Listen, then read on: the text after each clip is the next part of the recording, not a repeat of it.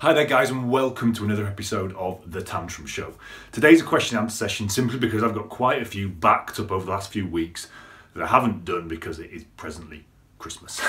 And I, like everyone else, get super busy at this time of year. So I apologise for those guys of you who are waiting on an answer, but I'll nail them all today so you've got them ready for the new year to get rocking in your kite surfing. Okay, so first one comes from David.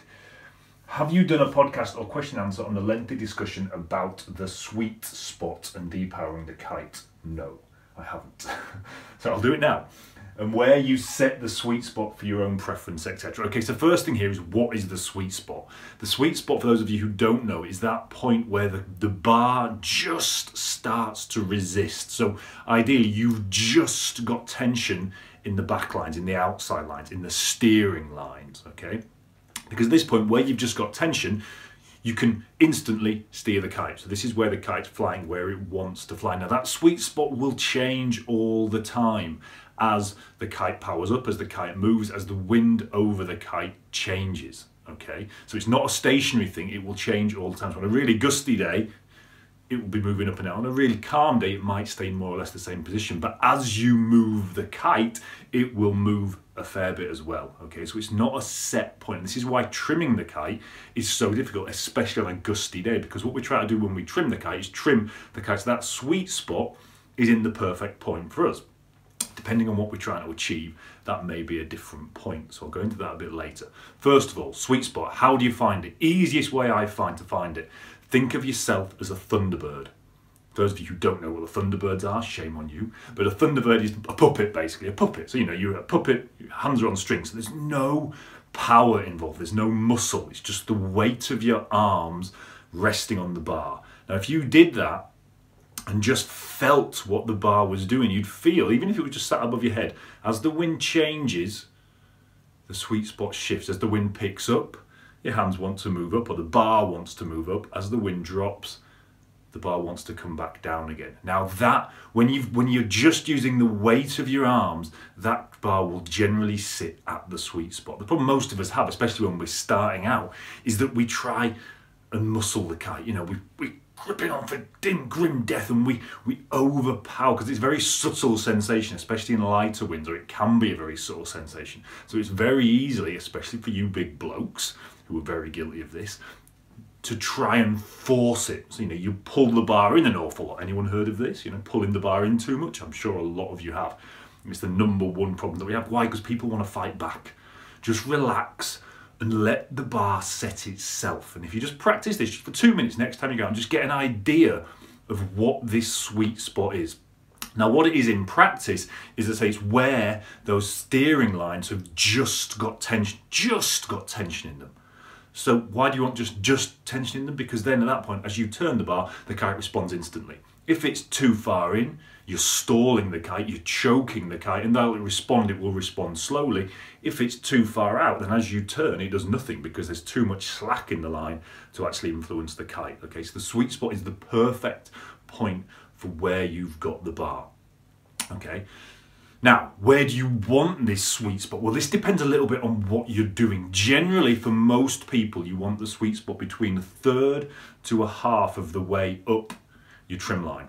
That's the line that runs obviously from your chicken loop up to normally to the depower at the top. So 1/3 to 1/2 of the way. If you've got very short arms, you might want it further in. You know, you want it nearer to the third end. If you've got very long arms, you might be comfortable having it further out.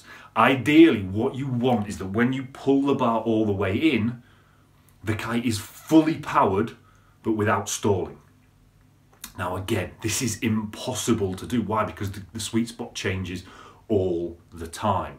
And for example, if you were trying to jump really high, you might want to set the sweet spot much further out, so you've got an awful lot of power to pull in. So it does depend a little bit on what you're trying to do, but I would recommend for most people, for 99% of people, you want it between 1/3 and 1/2 of the way up that line, okay? Again, arm size will matter, your stance will change that, what type of board you're riding will change that. If you're riding a surfboard, you might want to switch that. Some people like it much further out because on a surfboard you tend to be more stood up. Some people like it further in because they like that feeling of being powered. So it's something you can play with. But when we're trimming the kite, really, for all the complications of trimming the kite, I'm not going to go into that now because that's a hugely, or it can get, it's not complicated, but it can be quite complicated to explain. All I want to say is when you're trimming the kite, i.e. when you're changing the length of the steering lines where they attach to the kite, and then you're trimming the kite on the actual trim strap, all you're doing is changing where that sweet spot sits. So literally, as you depower the kite, you're moving the sweet spot further in. As you power the kite up, you're moving the sweet spot further away from you. So if one day you put the kite, oh my God, I'm super overpowered and the sweet spot's up here, having to ride with the kite all the way up here, trim, depower, and the sweet spot will move down. Or ideally, if you're all the way up there, we can put up another kite, a smaller kite, but you know what I mean. If one day you put the kite, oh my God, there's no power, I'm having to steer it and it's all the way in at the bar, you need more power. So you need to probably need to drop the kite, shorten those back lines so the sweet spot moves further out.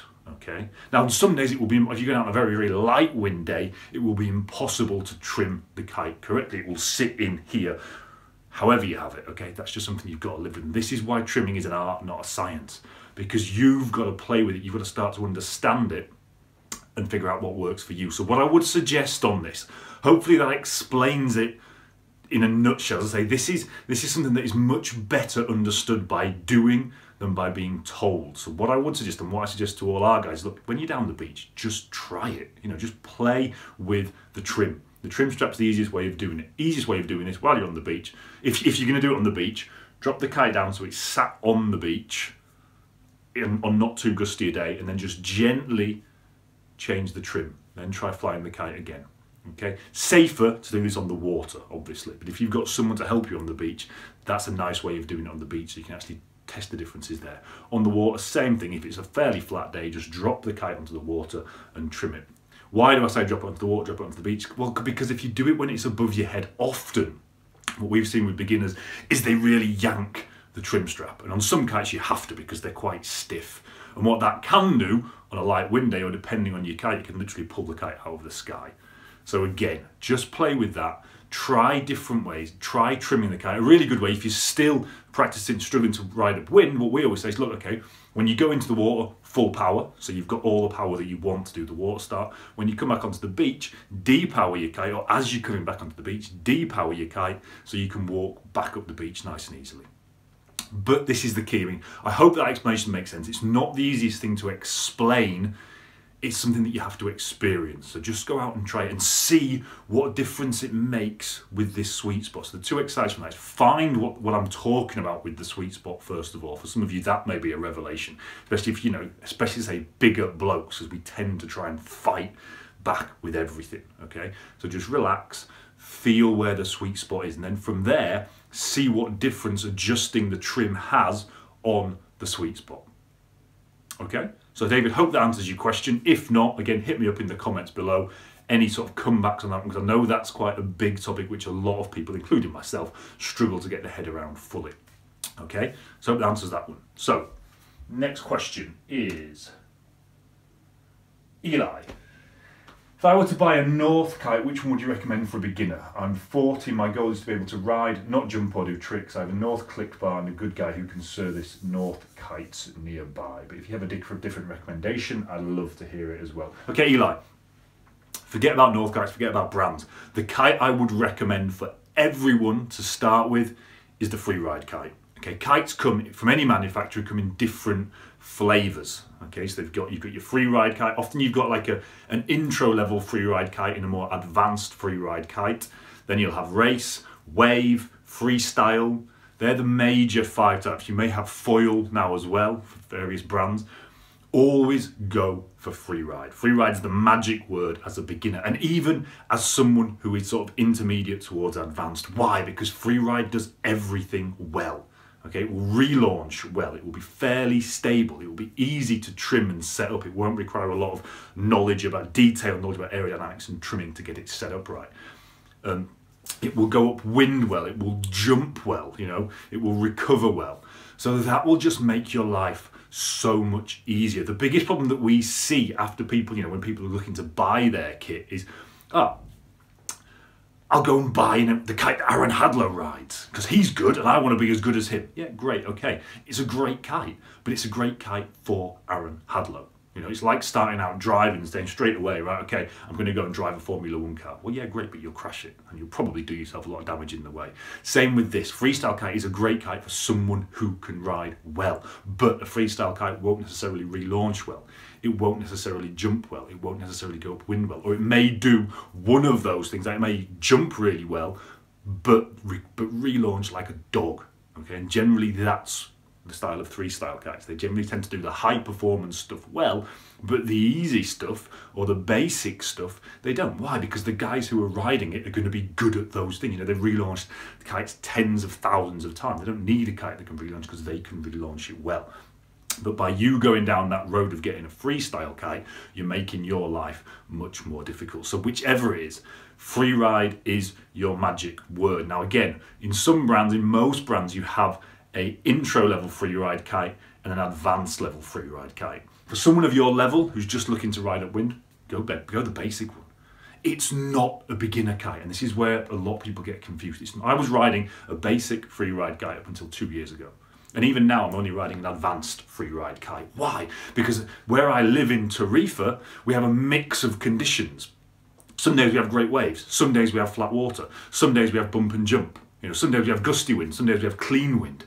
So if I was to go and buy a freestyle kite or a wave kite, you know, a wave kite that's designed just for waves, then great. On the days when we've got waves, I'd be having a ball. The rest of the time, maybe not. You know, so if you live somewhere like Dakar, flat water, perfect lagoon, then maybe buying a freestyle kite makes sense. If you live in where most of us live, where, you know, you get to the beach and it's whatever it is, free ride, because free ride does everything well. So you'll get out in a mix of different conditions and you'll enjoy it just the same. Yeah, it's not going to be amazing in any one condition, but then if you're just looking to ride upwind, maybe do a few tricks, you're never going to be at that stage where you notice the difference, to be honest. And it's going to make your life harder. So this is what I always say to people, free ride, go basic free ride as well. And then from there, after 2, 3, 4 years, if you want, depending on how quickly you advance, go advanced free ride. If you live in somewhere like Maui or Dakar, you know, one of these either wave spots or flat water spots, or you know you're into racing or whatever, you only ride foils, then yeah, for sure, specialise. But I would say always start free ride and specialise after that. And if you don't want to specialise, if you just want to do a bit of everything, just specialise by going advanced free ride. It's really that simple. It really is, okay? So again, hope that helps. Again, hit me up in the comments if any of these things don't make sense or you want clarification of any points. But yeah, hope that one helps. So now, Kate, just booked my kitesurfing lessons for March. Well done, awesome, glad to hear it. As part of my New Year's resolution, I want to get fit, yeah. But decided I want to get fit for my lessons. Yeah, good call. What should I be doing specifically to help with this? Great question. And this is something that we see people buggering up an awful lot, okay? People go, I'm going to go have my kitesurfing lessons. I'm going to go and do CrossFit 3 times a week. Great. And when they come to their kitesurfing lessons, they find actually this has done nothing for me, or very, very little. Or in some cases, in a lot of cases, actually what they've done is actually detrimental to their kitesurfing fitness. Why? Because kitesurfing fitness, especially learn to kitesurfing fitness, is very, very specific. And it doesn't need to be beasting in a gym sort of, you know, 3 hours a day or 3 hours a week, whatever people manage. It can be achieved very, very easily. Now, I've just put together a course on this because this is something that we see so often. And it doesn't just encompass fitness, but it encompasses flexibility. It encompasses general preparation to kite. It encompasses kind of everything, because the main problems we see generally, core strength, flexibility. They're the two big ones that we see over and over and over and over again. But as well as that is just general levels of fitness to be able to learn for 3 hours a day. You know, most of us, most people listening to this probably aren't, you know, exercising 4 or 5 times a week. So when they come through the kitesurfing, suddenly they've got 3 hours a day of what is really, or what can be really intense exercise. They're just blown, they're smoked by day 2. So what's a really good idea is to just build that up generally, but build it up for kite surfing, because again, going to CrossFit 3 times a week, yeah, it'll do you some benefits, but it's not necessarily the benefits that we're after. And we've seen a lot, and the reason I mention CrossFit is because I've got a few people in my mind who've come to us and they were very, very good CrossFitters, but it really didn't help them, and I would say it knocked them back on their learning to kitesurf because they were just trying to crossfit through everything. They were trying to muscle through everything, you know. And you could see it. You could see it when they were trying to water start. They were squat, you know, they were doing this massive squat, which was just, it wasn't helping what they were trying to do because they were just trying to force the board into the water and force themselves to stand up. And if you've listened to my podcast on water start, you know that when we water start, we do nothing. You know, and this is where these kind of muscle sports can do us wrong, because kite surfing is much more about technique. But you need to have strength in the right areas, obviously. So, in a roundabout way, I've put a course together on this because it's a complicated subject. As you can see, I could talk about for hours and never really get to the specifics. So what I've done is I've put together a course. It's a 30-day course that will really, really help you prepare for your lessons. The idea is it's designed to knock days off your kite surfing lessons, which will then knock, you know, save you hundreds, if not thousands, on your lesson costs. And it does. You know, we've run this hundreds of times with different people, and we've seen massive, massive results. So I'll put the link to this course in the show notes below. Have a look at that, check it out. I think it's €97 for 30 days, but as I say, it will save you much, much more than that on your actual kite surfing lessons, because it's got the whole program for 30 days to prepare yourself for your lessons. And even if you're not preparing, I mean, it's been designed for kite surfers. This bit is aimed at beginners in that sense, but it actually works for everyone, you know, because it's kite surf specific fitness, which is something that we found is so difficult to find in a gym, and so few personal trainers know anything about it. You know, they'll just get you doing the normal, or do a few bench presses, you'll be fine. You need lots of upper body strength for kite surfing, but you don't. You don't need massive pecs to go kite surfing. If you look at most kite surfers, they're very lean, yeah, but they've got muscles that work. And that's what we're after. We're after muscles in the right places, flexibility in the right places. And that's what this course gives you. So I would encourage you to go and check that out. Even though I do see so myself, I've put it together, but it's the best sort of specific kite surf training that I've seen on the internet.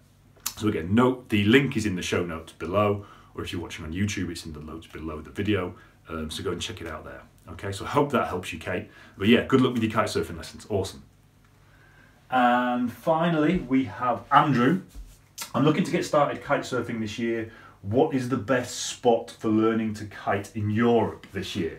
Okay, where you want to learn, I would say, depends on where you're going to ride. Okay, now, and it depends what you class by best. Okay, if you want to ride really, really quickly and just get the buzz, I would go somewhere where it's fairly easy to learn. You know, Egypt. Lagos in Portugal, Dakar, somewhere it's flat water, super constant wind. Those sort of places will get you up and running. That's where the promise of this 9 hours to ride will get you. You know, you can get riding in 9 hours in these places because it's flat water, it's beautiful wind. You can stand up in the lagoon, pop and off you go. You know, so no faffing around with your board or anything like that. The caveat, the downside to learning here, and this is why we chose Tarifa as a learning spot, which is probably one of the hardest places in the world to learn, is because what we've seen is that people come from these places to us and they go, oh yeah, I can ride at wind, I can do this. They've done 3 days in Egypt. You know, I always wince. I always kind of, because I know when they get to Tarifa, they won't even be able to get the board on their feet. And it's heartbreaking for those people. Now, if you are going to ride in a local spot where it's flat water, you know, perfect wind and it's a waist-deep lagoon, great, go and learn in Egypt. Cut out all the hard work, for sure. Go and do that. If you just want the buzz for kite surfing, you're going to kite surf once, you know, 1 week every year, and you're going to choose your spot so you can choose flat water wherever you go. Great, go and learn there because you'll get the buzz quickest there, for sure. If you're going to kite surf on, you know, Northern Europe, where we get shore break, we get gusty winds, we get chop, we get all these different things, and we get a massive mix of conditions, I would suggest go somewhere where the conditions are similar to where you're going to ride. Because the most heartbreaking thing we see is this person who's learned in Egypt. They've been through what they think is all the hard work. They're finally riding, they're buzzing. They come to Tarifa on a sort of intermediate camp, and literally we have to put them back in with the beginners. And we know this, and we try and kind of warn them off on email, but obviously, you know, no, I can ride. I've done this before, I can do this. And they get here and we know they're going to be starting from the beginning again, and that's heartbreaking. Not only that, I mean, if you're looking to be independent, it's also fairly dangerous. You know, if you come back from Egypt, 3 days in Egypt, yeah, I can ride, and you go and try riding in Shoreham or Woking or, you know, somewhere on the coast, somewhere in Northern Europe, or somewhere with conditions that are much more difficult, you know, deep water starts, crunching shore break, chop, things like this, you're going to get wiped out again and again and again, and you are going to be a hazard to yourself and others. So this is why we chose Tarifa as a location to teach in, because it's difficult to learn, you know. But when you've learned there, you go anywhere in the world and you can do it. So the question isn't where's the best spot. Every spot's great, but it's great for different reasons, okay? So choose your spot, I would suggest, based on where you're going to ride most of the time, and based on what you want to achieve in your kite surf. You know, if you want to be able to ride anywhere in the world, you know, rock up at the beach and deal with the conditions, go somewhere difficult. And for that, I mean, I've got to recommend it, but I can't say there's anywhere better in the world for that, in Europe for sure, than Tarifa. If you don't want that, if you're going to ride on flat water, you know, so you're going to get away for a week every year, you're going to pick your holiday and you're going to just go away, and so you can choose flat water every time. Egypt, Dakar, Turkey's good for that. You know, all these spots where you get flat water. So again, not really answering your question directly, but hopefully answered it in a more useful way for actually getting the most out of learning to kite surf and not having to do it multiple times. Okay guys, so that's it from me. It is Christmas at the moment here when I'm recording this video, so Merry Christmas for those of you who are watching this video now. For those of you who are watching it in July on YouTube, that doesn't make much sense. Hope that was useful, guys. Again, as always, if you've got any questions, sam@tantrumkitesurf.com. I will get back to you a bit quicker than I have done this time. I apologise about the delay on this one. And yeah, I will catch you next time, guys. Enjoy the water. See you soon.